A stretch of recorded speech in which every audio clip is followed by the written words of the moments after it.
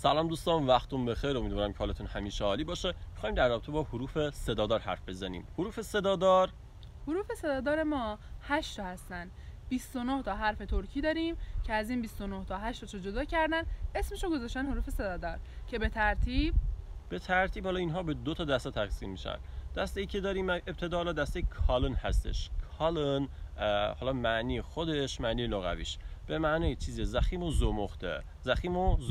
که حالا تشکیل شده از حرفای آ، او بی نقطه، یو بی نقطه، آی بی نقطه. و دسته بعدی دسته اینجه هستش. اینجه به معنای نازک و ظریف هستش.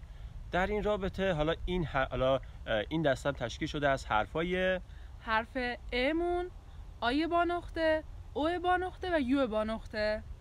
حالا اینها حروف صدادار قوانینی دارن. البته که مهمترین قانونش الان میخوام بگم.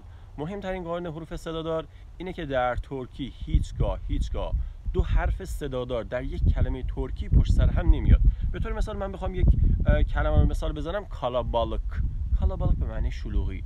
دقت کنید در این کلمه هیچگاه دو حرف صدادار پشت سر هم نیومده. یعنی حالا این به نوعی حالا ممنوع هستش در ترکی. البته که در کلمات خارجی حالا میبینیم اومده. همچنین حالا حروف صدادار پشت سر هم در یک کلمه اومده، مثل سات، مثل آیدات، مثل آیله و حالا مثال های دیگه که میتونیم در این رابطه بزنیم در کلمات البته خارجی.